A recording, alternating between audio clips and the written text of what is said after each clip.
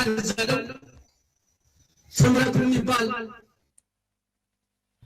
አገዛዙ አሁን በእንደዚህ አብዛኛው አማራ በሚኖርባቸው 12 አሰልፏል።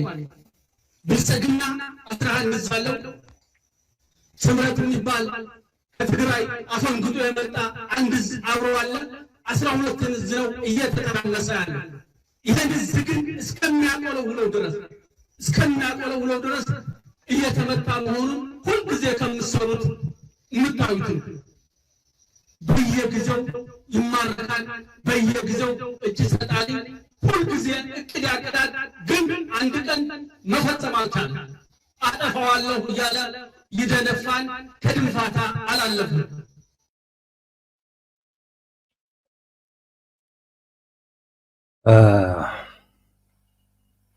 የጄኔራል ተፈራ ማሞ ንግግር ነው።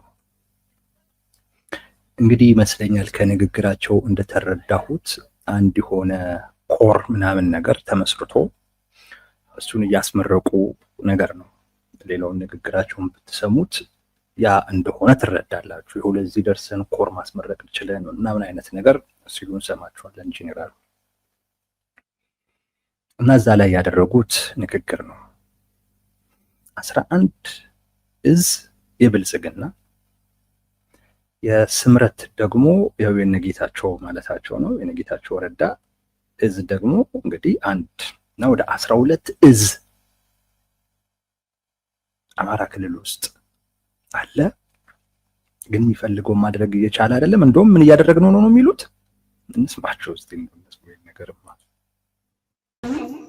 ከመንስ ነው። በእንደዚህ አብዛኛው አማራ በሚኖርባቸው 12 አሰልፏል። ብልጽግና 11 ዘለው ስምረት የሚባል ከትግራይ አፈንግጦ የመጣ አንድ አብረዋለ 12 ነው እየተቀናነሰ ያለ። ይሄን ግን እስከሚያቆለውለው ድረስ እየተመታ መሆኑን ሁልጊዜ ከምትሰሩት የምታዩት በየጊዜው ይማረካል፣ በየጊዜው እጅ ሰጣሊ፣ ሁልጊዜ እቅድ ያቅዳል፣ ግን አንድ ቀን መፈጸም አልቻለም።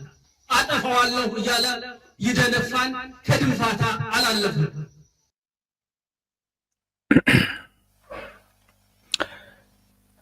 ኦኬ ኤሊቲዩብ ቴንኪው። ትክክል ነህ ቴዲ። እነ ደጺ የማይታወቅባቸው የመሰላቸው ራሳቸውን አስፎግረዋል ይላል። ትክክል ቴንኪው ለስጦታውም ለአስተያየቱ። ጄኔራል ተፈራ ማሞ ምን እያሉ ነው? አንድ እንደሚሰማኝን ነገር ልንገራችሁ።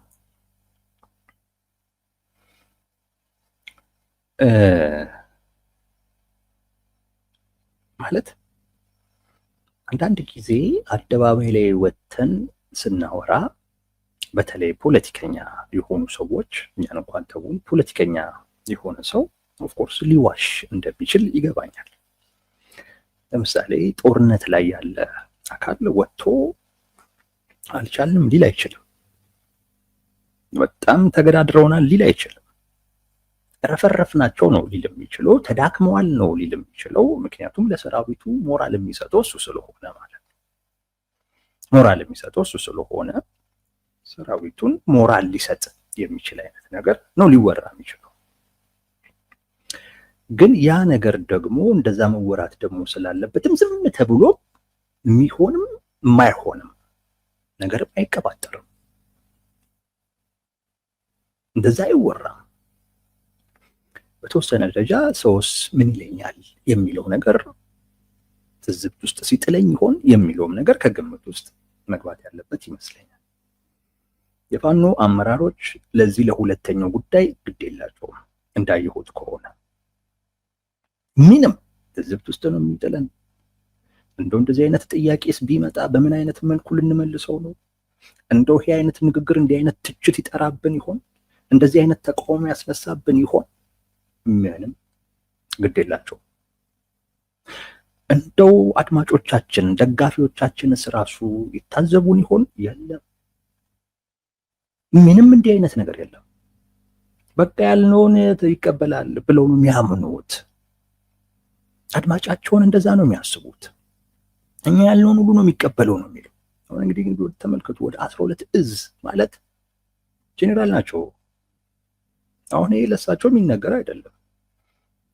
ጠፍቷቸውም እንዳልሆነ እርግጠኛ ነኝ። እዝ ሲባል ምን ማለት እንደሆነ ኢትዮጵያ ወደ 12 እዝ የላትም። ከ7 አይበልጥም እዙ።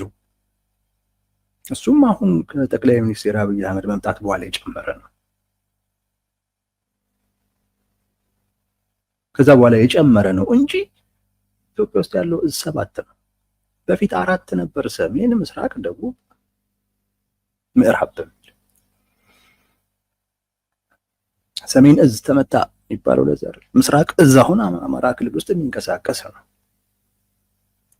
ወደ 11 እዝ ገብቶ ሌላም እንደገና ስምረት የሚባልም እዝ መጥቶ እየተዋጋን ነው። ይተራመሳል እዚህ ያሉ ግን እስኪያጠወለውለው ድረስ እያስተማር ነው የሚሉት። የሆነ ቦታ ድረስ ይገባኛል።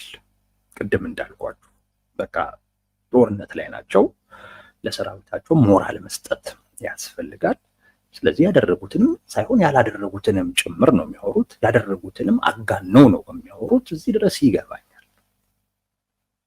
ግን ደግሞ አንዳንዴ ነገሮች ከልክም በላይ ደግሞ ሲጋነኑ ማይመስል አይነት ነገር ውስጥም ደግሞ ሲወድቅ ወይም ደግሞ እዛ ደረጃ ድረስ ደግሞ ሊሂድ ደግሞ ሲባል ራሱ ይዞት የሚመጣውም ጉዳት አለ። እውነት ለመናገርና ምናለ የፋኖ አመራሮች የኛ ደጋፊዎች ብቻ ሳይሆን ሌሎችም ይሰሙናል እንዳይታዘቡን ምንድነው የሚሉት ብለው እንዳይጠይቁ ብለው ትንሽ ጠንቀቅ ብለው በመጠን ያለ አይነት ማጋነንም ምንም ቢኖር ጥሩ ነው እንጂ አሁን ጄኔራል ተፈራ ማሞ የተናገሩት ነገር አሁን እውነት ነው ውሸት ነው ብለን እንዴት አድርገን ነው? አንዳንዴ ለመመራመርም ያስቸግራል። እኔ አሁን በጣም ደስ የሚለኝ አንዱ ነገር ምንድነው መሰላችሁ? የሆነ መረጃ ሲመጣ ያ መረጃ እውነት ነው ወይስ አይደለም የሚለውን በአንድ በኩል የሚመለከታቸውን አካላቶች ጠይቃችሁ ደርሱበታላችሁ። እኔ ከዛ በላይ ነው የምላችሁ በጣም የሚያስደስተኝ ነገር እውነት የመሆን እድሉ ምን ያህል ነው ብሎ መተንተኑ ነው። በጣም ደስ የሚል ከተለያየ ነገር አንጻር፣ ከፍላጎታቸው አንጻር፣ ከአቅማቸው አንጻር፣ ከምናምን እንደዚህ አንጻር ይሄ ነገር የመሆን እድል አለው ወይስ ያለው፣ ይሄ ነገር እውነት ሊሆን ይችላል ወይስ አይደለም የሚለውን መመራመሩ ነው ደስ የሚለኝ። አሁን ይህን ደስ የሚለኝን ነገር ብዙ ጊዜ የፋኖ አመራሮች ንግግር ሲያደርጉ ያሳጡብኛል። የሚናገሩት ነገር ውሸት ስለመሆኑ መመራመር አያስፈልግም፣ መተንተን አያስፈልግም፣ መተንተን አያስፈልግም። ሳኬቲው ኬት ነው ያመጣው? 11 ደርሷል እና 11ዱም እዛው አማራ ክልል ውስጥ ነው ያለው። እኔ የማውቀው አሁን ላይ ያለ ወደ 7 እዝ ነው። እዝ ምናልባት እንደው ሌሎች ነገሮችን ጨምራችሁ ከሆነ አላውቅም፣ ግን በእዝ ደረጃ ወደ 7 እዝ ነው ያለው።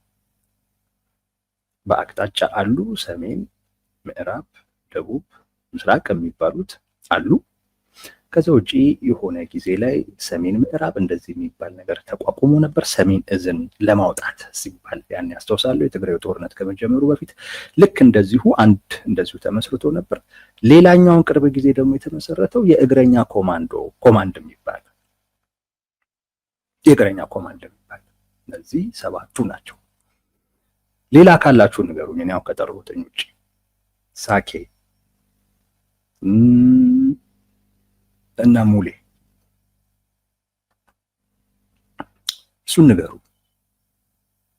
አሁን 4ቱ በአቅጣጫ ያሉ ሰሜን፣ ምዕራብ፣ ምስራቅ፣ ደቡብ የሚባል የሆነ ጊዜ እንዳልኳችሁ ወደ ጦርነቱ የትግራይ ጦርነት ሊጀመር አካባቢ የአደረጃጀት ለውጥ ተደርጎ 2 እዝ ተጨመረ። እነሱም አካባቢን ተጠቅሰው ነው ሰሜን ምዕራብ እንደዚህ በሚልና ሌላም እንደዚሁ። አሁን ቅርብ ጊዜ የእግረኛ ኮማንድ ደግሞ የሚባል መቋቋሙን ሰምቻለሁ። ከዚህ አሁን ከጠሯቸውኝ ውጪ እንደዚህ የሚባል ኮማንድ አለ እንዲህ የሚባል ኮማንድ አለ ካላችሁ አስተካክሉ።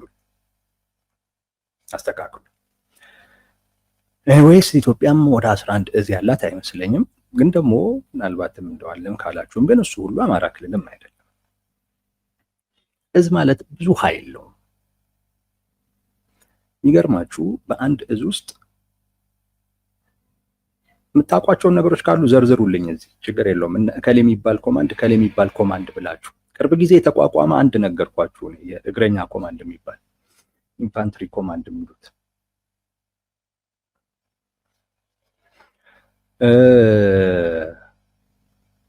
እዝ በጣም ብዙ ነው። ማዕከላዊ እዝ ማለት ያን የተቋቋመ ነው። ቴንኪው። ማዕከላዊ እዝና ሰሜን ምዕራብ እዝ የሚባለው ያን የተቋቋመ ነው፣ አሁን አይደለም። አሁን ቅድም ከአቅጣጫ ጋር ተያይዞ አንዱ ጠፋኝ ያልኳችሁ ማዕከላዊ እዝ የሚባል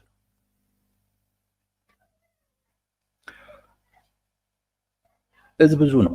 ቢያንስ በእርግጠኝነት ከ2 እስከ 5 ክፍለ ጦር በስሩ የሚኖር ይመስለኛል። እዝ ክፍለ ጦር ማለት በስሩ ከ2 እስከ 5 የሚሆን ብርጌዶች ይኖሩታል። እንደዛ ነው። ከቁጥሩ ሲታይ ከ40 ሺህ በላይ ነው አንድ እዝ ማለት። አብዱ ቴንኪው። ከ40 ሺህ በላይ ነው አንድ ብርጌድ። ከ2000 እስከ 5000 ሰው ይይዛል። ከ10 ሺህ በላይ 10 ሺህ ምናምን የሚሆነው ብዙ ጊዜ አንድ ክፍለ ጦር ነው።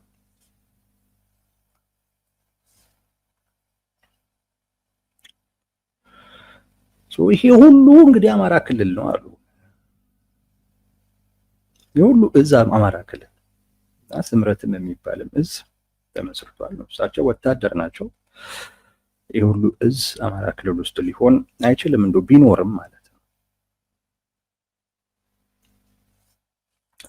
ማለት ነው የሁሉ ኮማንዶ አማራ ክልል ውስጥ ሊሆን አይችልም። ሀገሪቱ በተለያየ አቅጣጫ ላይ እንደዚሁ ውጥረት ስላለ አንዱ ይሄ ነው። ኤኒዌይስ ይሄ እውነት ነው ውሸት ነው የሚለው ብዙ ለክርክር የሚቀርብ አይደለም፣ ውሸት ነው። ይህንን ተመልክቶ የስምረት ፓርቲ ምላሽ ሰጥቷል።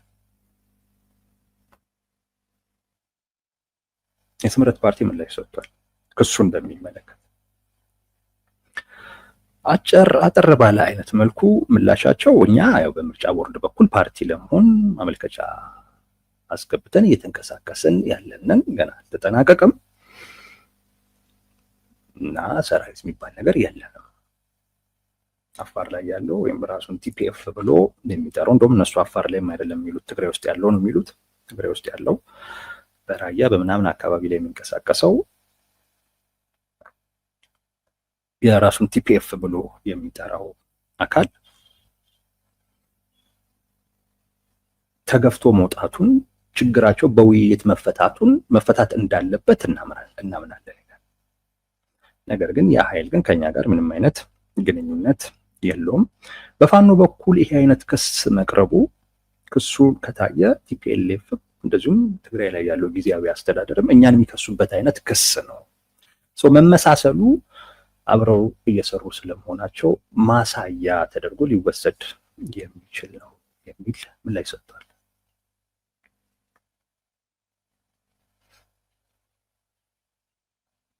ሰጥቷል። አብረው እየሰሩ ስለመሆናቸው ማሳያ ነው። እነ ዶክተር ደብረጽዮን የሚሉትን ነገር ፋኖችም ማለት ግዴታ ይኖርባቸዋል። ለምን አብረው እየሰሩ ስለሆነ በዛ ምክንያት ያሉት ነው የሚመስለን የሚል ምላሽ ሰጥቷል። በስምረት በኩል ማለት ነው። ኤኒዌይስ ዋናው ነገር ጄኔራሉ ይሄን ሁሉ ነገር ለምን አሉ ነው ቁም ነገሩ። እሱ ወደ 12 እዝ አማራ ክልል ውስጥ እየተተራመሰ ነው። ለምን አሉ? ስምረትንም እንደዚሁ ስምረት የሚባል እዝ የለም፣ ግን ስምረት እዝ ደግሞ ብለው ለምን ይዘውት መጡ የሚል ነገር ማንሳቱ ጠቃሚ ነው። እሱም ማንሳቱ ጠቃሚ። ለምንድን ነው ይሄ ንግግር? አሁን የሰማችሁት ንግግር ለምንድን ምን ለማግኘት ነው? አንደኛ ስለ ራሳቸው ጦር ግዝፈት ሊነግሩን እየፈለጉ ነው። በግልጽ እሳቸው እየተናገሩት ያለው እሱን ነው። ግልጹ የኛ ጦር ወደ 12 እዝ እየተርመሰመሰ ሁሉ እየማረክ ነው፣ ምን እያልነው ነው እያሉ ያሉት። ይሄ በግልጽ ፋኖ በዚህ ደረጃ አቅም ያለው አጠቃላይ አገዛዙ ወይንም ደግሞ መንግስት ሀገሪቱ ውስጥ ያለውን መከላከያ ኃይል በሙሉ ብቻ ሳይሆን የሌላም ሁሉ ተበድሮና ተውሶ ሁሉ አማራ ክልል ውስጥ ነው እያሰማራ ያለው። ፋኖ በዚህ ደረጃ ላይ ያለው ነው ሊነግሩን የፈለጉት ነገር። የፋኖን ግዝፈት፣ የፋኖን አይበገሬነት፣ የፋኖን ኃይለኛነት ነው ሊነግሩን እየፈለጉ ያሉት። አንዱ እሱ ነው። ይሄ በግልጽ የተነገረው ማንኛውም ሰው እንዲሁ ሊረዳው የሚችለው ጉዳይ ነው። ግን ሌላም እየነገሩን ያለ ነገር ግን አለ። ውጤት ባይመጣም አንደርስታንድ አድርጉን እያሉ ነው። አሁን በፋኖ አደረጃጀት ውስጥ ያሉ ወይም የፋኖ ደጋፊዎችን ብታዩቸው በቃ የውጤት ጥማት ላይ ናቸው። የውጤት ጥማት ላይ በቃ ረሃብ ላይ ናቸው። በቃ የሆነ ነገር ተገኝቶ ቢወራ በቃ ሰሞኑን ሰምታችኋል አይደለም? የአቶ አረጋ ከበደ ለጥቂት አመለጡን ሰበር ዜና ብለው ነው ያወጡት። አመለጡን እኮ ሰበር ዜና አይሆንም። ደግሞ አመለጡን ሁሌም ነው የሚባለው። ለጥቂት ሄሊኮፕተሩን ሞተር ሳያጠፉ ሁሉ አመለጡን ሲባል ሰምተናል።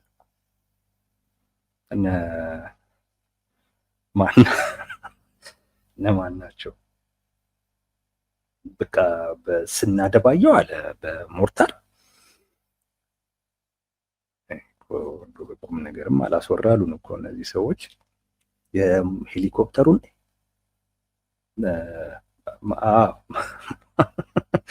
ማርሸት የሚባለው አሁን አጥፍተውታል። እሱ ልጅ ብዙ ነገር እያበላሸ ነው ብሎት ነው መሰለኝ ወደ ጎን አድርገውታል። የሄሊኮፕተሩን ሞተር ሳያጠፉ ላባቸውን በሶፍት እየጠረጉ ብለው አንዳንዶቹ በጣና ውስጥ ሰርጓጅ መርከብ በሱ ሁሉ አመለጡን አሉ። እንዴት እንደዚህ አይነት ወሬ እንዴት በቁም ነገር ሊተነተን እንደሚችል ግራ ነው የሚገባ። አሁን እሱ ልጅ ገሸሽ አድርጎታል። አይ ቲንክ ብዙ አልቻለበትም መሰለኝ። ውጤት ጠፋ። ሰው ደግሞ ውጤት ይፈልጋል፣ ይረዳል፣ ይሰጣል። እዛ ልጆቹ ሳይማሩ ሁሉ ሲቀር እሺ ብሎ እሱን ሁሉ ታግሶ እየኖረ ነው። እገታ ታግሶ እየኖረ ነው። አንዳንዱ ለህዝቡ የሚያስበው ሁሉ ግን አሁን በዚህ ሰዓት ላይ ህዝባችን እንደዚህ ሆኗል፣ ህፃናቶች እየተማሩ አይደለም ብሎ ማውራት ምናልባት የፋኖ እንቅስቃሴ ላይ ጥላ ያጠላበታል ከሚል ታግሰው ያሉ እኮ አሉ። ድጋፉ እኮ ቀላል እኮ አይደለም፣ በገንዘብ ብቻ እኮ አይደለም። አንዳንዱ እውነታን ክዶ ለነሱ እንዲመች እውነታን ክዶ ሞት አያወራም። አማራ ክልል ውስጥ የተማሪዎችን አለመማር አያወራም፣ በዚህ አይጮህም። ለምን? በዚህ ቢጮህ ማን ነው የሚጠየቀው? ማን ነው? አማራ ክልል ላይ ሰው እየሞተ ነው ብሎ ቢጮህ የሚጠየቀው ማን ነው? ፋኖ ነው። ለምን? በመንግስት ረገድ እንነጋገር ብሏል። እንፍታው። ሰው እየሞተ ነው። አዎ። ልጆች መማር አለባቸው። አዎ። ያንን አይነት ሁኔታ ሊፈጥር ወደሚችል አይነት መንገድ ለመሄድ እንነጋገር እያለ ነው በመንግስት በኩል። አሻፈረኝ ብሎ እያለ ፋኖ ነው። እዛ ቤተሰቦቻቸው ዋጋ እየከፈሉ ግን ያ እየከፈሉት ያለውን ዋጋ አደባባይ ላይ ወጥተው ላለመናገር ራሳቸውን ቆጥበዋል። ምክንያቱም ቢናገሩ ዞሮ ዞሮ ማን ሊጠየቅ ነው? ፋኖ። አስቡት። ያንዳንዱ የአማራ አክቲቪስት ያንዳንዱ አደባባይ ላይ ወጥቶ አማራ ክልል ላይ እንዲህ አይነት ችግር አለ፣ እንዲህ አይነት ችግር አለ፣ እንዲህ አይነት ችግር አለ እያለ ቢያወራ ስለዚህ እኮ ነው። ስለዚህ ምን ይደረግ? ችግሩ ይፈታ ነው። ችግሩ በምን ይፈታ? በውይይት በድርድር ይፈታ ነው አይደለም እንጂ ማንም በቃ አብይ ተነስ በቃ 4 ኪሎ ልቀቅና ለዘመነ ስጠው ሊል አይችልም። ዘመንም ከአብይ ካለበት ቦታ አንፃር በጣም ሩቅ ቦታ ላይ ነው። አይተያዩም። በእርግጠኝነት ያሉበት ቦታ ላይ አይተያዩ። ወታደራዊ አቅርቦ በማሳያውም ነገር ሁሉ ሊተያዩ አይችሉም። እንደው የቀረበ ነገር እንኳን ቢሆን ቀርቦ እንኳን ቢሆን በቃ እንደው ሌላ ጉዳት ከሚመጣ አንተ ልቀቅና እሱ ይቀመጥ ሊባል ይችላል። ባይኖኩላር ነው የሚሉት ይሄ እንትኑ በሱ ሁሉ አይተያዩም። ምን ሩቅ ነው። ከሱ የተሻለ እድል ያላቸው የተባሉም ሰዎች ጊዜ በሄደ ቁጥር እየራቁ ነው። ስለዚህ ችግሩ ጎልቶ ቢወራ ነገሩ ወደ ድርድር ይኬድ ሊባል ነው። ስለዚህ አብዛኛው ምን ብሏል? ጸጥ። ለምን ወደ ድርድር ሂዱ ከተባለ ፋኖች ምን ሊሆኑ? ሊጮሁ፣ ሊጎዱ ነው። ምክንያቱም እነሱ ድርድር አይፈልጉም። ተመልከቱ፣ በገንዘብ እየረዳ የእናት የአባቱን የልጆቹን ችግር እያየ ጸጥ ብሎ ያለ ሰው ቢያይ ውጤት የለም፣ ቢያይ ውጤት የለም። እና አሁን ትንሽ ማጉረምረም ጀመረ። ምንድነው ውጤት ለሌለው ነገር ለምንድነው ልጆቻችን የማይማሩት? 2 ዓመት 3 4 ዓመት ስንት ዓመት ሊቀመጡ ነው ልጆቻችን ማለት ጀመሩ።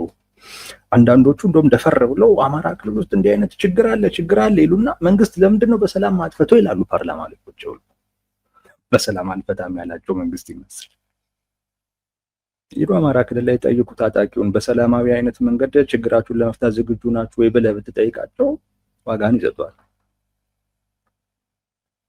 አንዳንዶቹ ተማሪዎቹ ላለመማራቸው መንግስትን ተጠያቂ ሲያደርጉ ይታያል። ግን የመጀመሪያው ተጠያቂ ግን ትምህርት እንዳይማር ያደረገ ትምህርት ቤቱን ካምፕ አድርጎ የተቀመጡ አይደለም።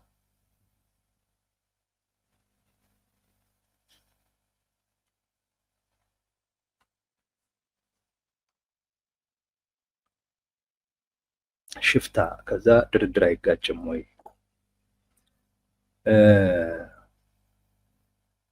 ጥሩ ጥያቄ ነው። ታጁዲን አህመድ አይጋጭም። ለምን ታጋቸዋል? አይጋጭም። ወደ ድርድር ኑ ብላቸው አይ እምቢ ካሉ ሽፍታ ናቸው። ወደ ድርድር ኑ ብላቸው ከመጡ ግን እውነትም ምን አላቸው? የሆነ የህዝብ ኮዝ አላቸው ማለት ነው። ሰው እምቢ ስላሉ ነው ሽፍታ የተባሉት። እኛም እኮ እኚህ ተላላኪ ናቸው ማለት እኮ የጀመርነው ለዛ እኮ እኔ ባይዘው ለድርድር የሚባል ነገር አናውቅም ምናምን ሲሉ ነው እኚህ ተላላኪ ናቸው ማለት የጀመርኩት። ምክንያቱም ድርድር ማታ ከሆነ ተላላኪ ነህ ወይ ድርድር ማታ ከሆነ ሽፍታ ነህ። ሌላ ነገር ምንድን ነው? በትክክል የፖለቲካ ኮዝ ኖሮ ከሆነ ለንግግር ራስን ትዘጋጃለህ። ኮዝ ኖሮ ከሆነ እና በራስህም ደግሞ ከሆነ የቆምከው ለድርድር ሲባልም ችግር አይኖርብህም። ተላላኪ ግን ስትሆን አንተ አይደለም የምትወስነው፣ ወሳኙ አካል ያ ነው። ስለዚህ የላከህ አካል ኖ ካለ ኖ ትላለህ አንተ። እና ሽፍታ የተባሉት መጀመሪያ የፖለቲካ ኮዝ እንዳላቸው አካል ተቆጥረው እንነጋገር እንወያይ ተባሉ። መጀመሪያኛ ጫካ የገባ ነው በሰልፍ ጠይቀን ጩኸት ነው ስለተባልን ነው ጫካ የገባ ነው አሉ።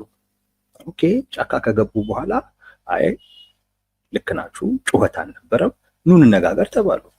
ጫካ በመግባታቸው ይሄንን ውጤት ደግሞ ሲያገኙ አንነጋገርም አሉ። ስለዚህ ሽፍታ ነው የምትባለው፣ ሌላ ምንም ልትባል አትችልም።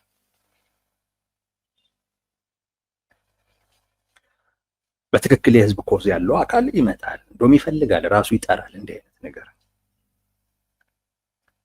እና እያልኳችሁ ያለሁት ምንድን ነው? ወይ በድርድር አላለቀ ወይ ፋኖ የሆነ ነገር አላገኘ፣ ብቻ ግን የክልሉ ነዋሪ ተጎዳ እና በቃ ውጤት እየጠበቀ ነው። ቢታይ የለም አሁን ጄኔራል ተፈራ ማሞ ምን እያደረጉ ነው? ወጥተው ምን ማለታቸው ነው? 12 እዝ እኮ ነው የተሰማራብን አሉ። አጠብቁ እያሏችሁ ነው። አጠብቁ በቃ በቅርብ ጊዜ ውስጥ እንደዚህ አይነት ነገር አጠብቁ እያሏችሁ ነው። በአንድ በኩል 12 እዝ ነው እየተሰማራብን ያለው። የሀገሪቱ መከላከያ ሰራዊት በሙሉ አማራ ክልል ላይ ነው። እንደገናም ደግሞ ከሌላም ደግሞ ተውሰው ሁሉ አምጥተው እና ያለንበትን ነገር ተረዱ ነው። ይህንን ኃይል ሽምድምድ አድርገን የምትፈልጉትን አይነት ውጤት ለማምጣት ጊዜ ያስፈልገናል፣ ታገሱ እያሉ ነው። ለዛ ሌላኛው ትርጉሙ ይሄ እንደሆነ ነው የሚገባኝ። ሌላው አንድ የሚፈልጉት ነገር አለ፣ በቅርብ ሊነግሩን የሚፈልጉት በቅርቡ። ይኸውም ምንድነው? ይፋ ያደርጋሉ በቅርብ ከቲፒኤልኤፍም ጋር ከሻዕቢያም ጋር ግንኙነት እንዳላቸው ይፋ ያደርጋሉ። ቲፒኤልኤፍ ማድረግ ጀምሯል። በነገራችን ላይ በሰነድ ሁሉ ነው ከፋኖም ጋር ከሻዕቢያም ጋር ግንኙነት መጀመሩን ግልጽ ማድረግ የጀመረው። በስብሰባ ሁሉ ጀምሯል ቲፒኤልኤፍ። ፋኖችም ቅርብ ጊዜ ይፋ ያደርጋሉ። አሁን ጄኔራል ተፈራ ማሞ 12 እዝ ነው የገባብን እያሉ ያሉት ከቲፒኤልኤፍም ጋር ከሌላውም አካል ጋር ጥምረት መፍጠራችን ልክ ነው ለማለት ነው። ልክ ነው። በተለይ የስምረትንም ስም ያነሱት ከዛ ጋር አያይዙ። ስምረት የሚባለው እኮ ከብልጽግና ጋር ሆኖ እየወጋን ነው ያለው። ስለዚህ እኛ ምን መሆን አለብን? ቲፒኤልኤፍን መያዝ አለብን፣ ሻዕቢያን መያዝ አለብን፣ ኦላን መያዝ አለብን፣ ያገኘነውን ነገር በሙሉ መያዝ አለብን። ይሄንን በዚህ ደረጃ 12 እዝ ነው እኛ ውስጥ የከተመው ብለው እየተናገሩ ያሉት ነገ ከነገ ወዲያ ከቲፒኤልኤፍም ጋር ከምንም ጋር ግንኙነት ብንፈጥር ተረዱት ነው።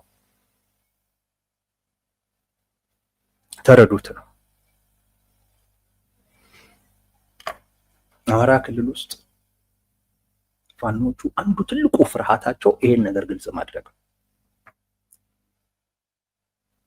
ከሻዕቢያም ጋር ከቲፒኤልኤፍም ጋር ግንኙነት መፍጠራቸውን እንዴት ይፋ ያደርጉት?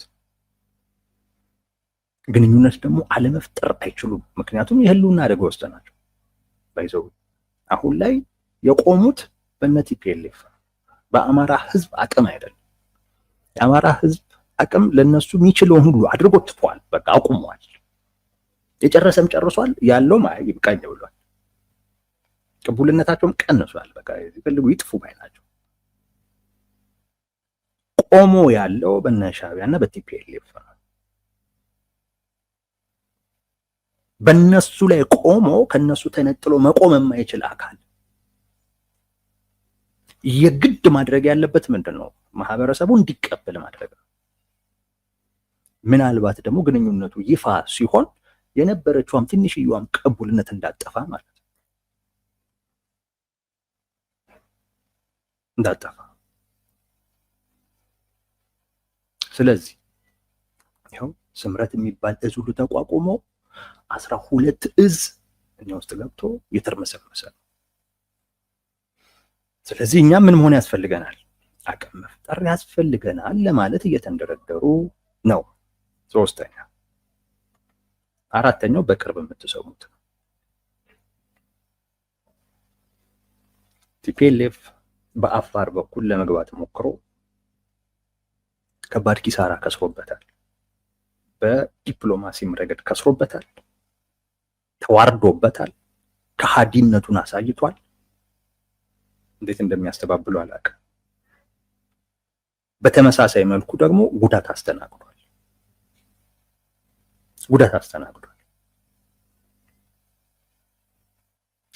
ቀጣይ እዛ ያለውን ቲፒኤፍ የሚባለውንም ሊሆን ይችላል ወይም በዛ በኩል ፋኖች ተልእኮ እንዲወስዱ ተደርጓል።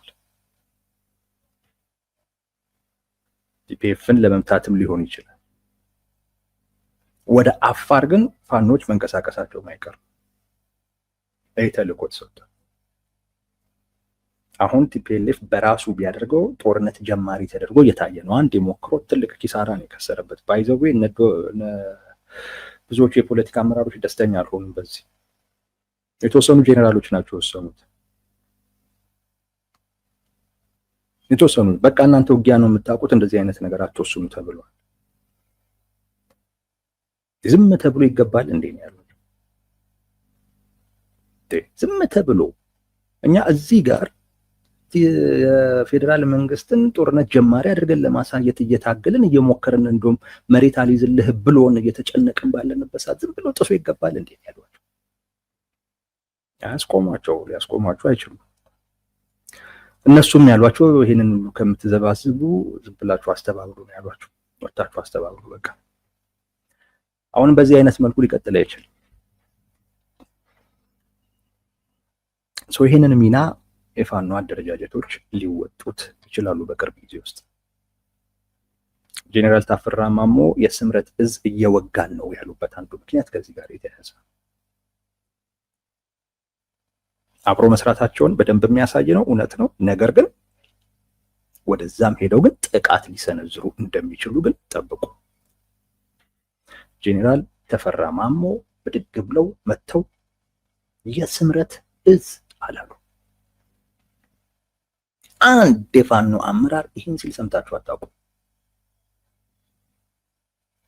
እሳቸው ናቸው ይሄንን ያሉት የስምረት እዝ በሚል እኔ ሰምቻለሁ ምላችሁ የሆነ አይነት ነገር ሰምቻለሁ። ወደ አፋር የፋኖ አደረጃጀቶች የሆነ እንቅስቃሴ አድርገው እንደነበረ ሰምቻለሁ።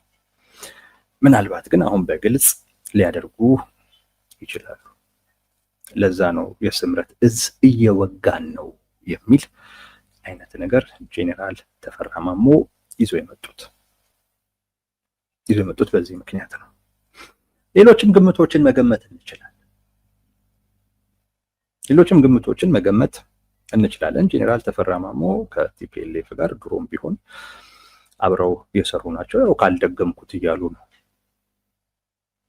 ያኔም ኢህዴን ሆነው ቲፒኤልኤፍን አዲስ አበባ ድረስ ይዞ የመጡ ናቸው ጄኔራል ተፈራ ማሞ። አሁንም ያንኑ አይነት ነገር ካልደገምኩ ባይ ናቸው። ታሪኩን ለዚያውም እኮ እሳቸውን ያሰረ ማለት እኮ ነው። በኋላ እሳቸውን ያሰረ በመፈንቅለ መንግስት አስሮ እስር ቤት ለረጅም ጊዜ ያቆያቸው ነው ይዘውት የመጡት ኃይል ማለት ነው። ታሪክን በተሻለ አይነት መንገድ መስራት እድሉን ስታገኝ እንጂ ትላንት የነበርከውን አይነት ነገር አሁንም ከ50 ዓመት በኋላም እሱኑ ካልሆንኩት ማለት እኔ እንዴት እንደሆነ ግራ ነው የሚገባኝ። ጄኔራል ተፈራ ማሞ አማራ ክልል ውስጥ ያለውን ተበታትኖ ያለን የፋኖ አደረጃጀት ሰብሰብ አድርገው በአንድ እዝ ውስጥ በአንድ አመራር ውስጥ እንዲሆን ያደርጉታል ተብሎ ሲጠበቅ እሳቸው ጭራሽ ያኔ ከ50 ዓመት በፊት ያደረኩትን ነገር አሁንም ካላደረኩት ባይሆነዋል። ይሄ በጣም ነው የሚያሳዝነው። አሁንም ከሻቢያ ጋር ካልሰራው እያሉ ነው። ከሻቢያ ጋር ሆኜ ሻቢያ እንዳይነካ እስቲ ወንድ ሆነ እያሉ እየዛቱ ነው ያሉት። ይገርማል። በዚህ እድሜ ኢትዮጵያ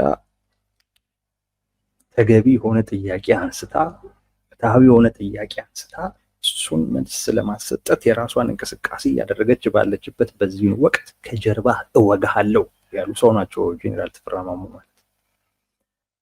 ያሳዝናል።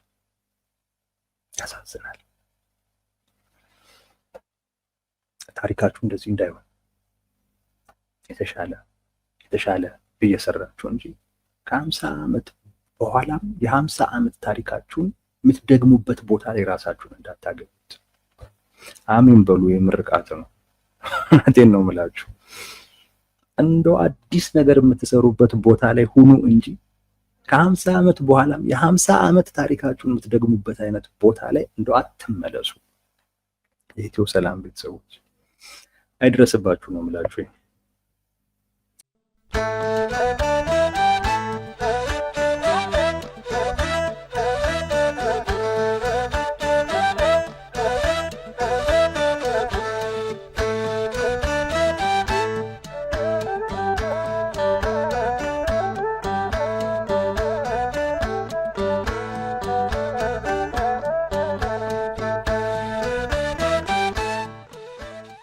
ጊዜው ሰላም